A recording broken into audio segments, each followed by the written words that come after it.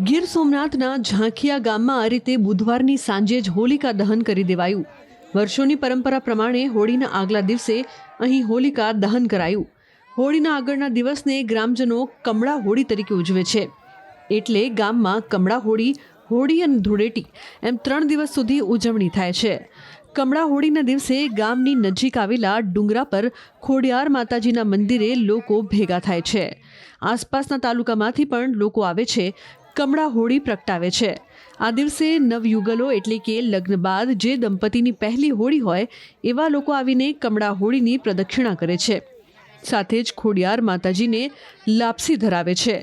લોકવાયકા પ્રમાણે કદંબાવાસી કમળા દેવીએ ભગવાન વિષ્ણુની અર્ધાંગિની બનવા માટે પોતાના દેહને અગ્નિ જ્યોતમાં પરિવર્તન કર્યો હતો। તે દિવસથી કમળા હોળી ઉજવાય છે। બાદમાં તેઓ સમુદ્ર મંથન સમયે સમુદ્રમાંથી લક્ષ્મી રૂપે પ્રગટ થયા હોવાની માન્યતા છે। અમારે આ ઉતાસણી જે કમળા કહેવાય, અમારા દાદા પરદાદાથી આલ્યું આવે અને એ પ્રમાણે અમે પરંપરા પ્રમાણે ઉતાસણી કમળાને દી પેટાવી। ત્યાં ખોડિયાર માતાજીનું મંદિર છે, તો કોઈ શ્રીફળ, લાપસી, ધજા એવું ચડાવે અને આ પરંપરા હાલી આવે, એમને હાલે છે। હા, એટલે એનો મતલબ એમ કે આ નાની ઉતાસણી કહેવાય અને કાલે જે થાય એ મોટી ઉતાસણી અમારે જાણવા મુજબ એવું છે। હવે દર વર્ષે અહીંયા હોળી થાય છે, બરોબર।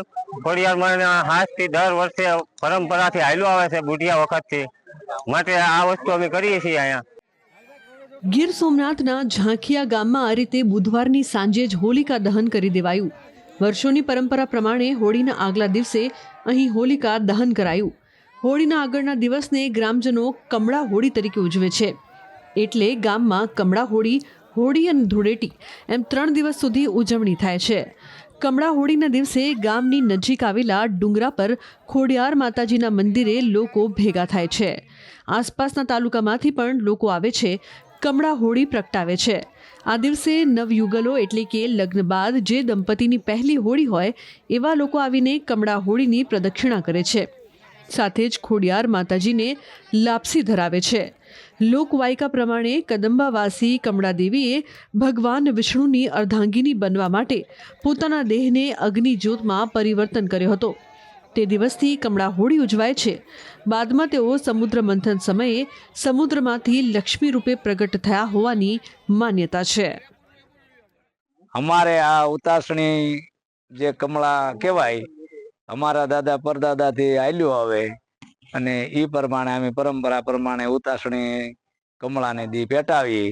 ત્યાં ખોડિયાર માતાજીનું મંદિર છે, તો કોઈ શ્રીફળ, લાપસી, ધજા એવું ચડાવે અને આ પરંપરા હાલી આવે, એમને હાલે છે। હા, એટલે એનો મતલબ એમ કે આ નાની ઉતાસણી કહેવાય અને કાલે જે થાય એ મોટી ઉતાસણી અમારે જાણવા મુજબ એવું છે। હવે દર વર્ષે અહીંયા હોળી થાય છે, બરોબર। ખોડિયાર હાથથી દર વર્ષે પરંપરાથી હાલ્યું આવે છે, બુઢિયા વખતથી, માટે આ વસ્તુ અમે કરીએ છીએ અહીંયા।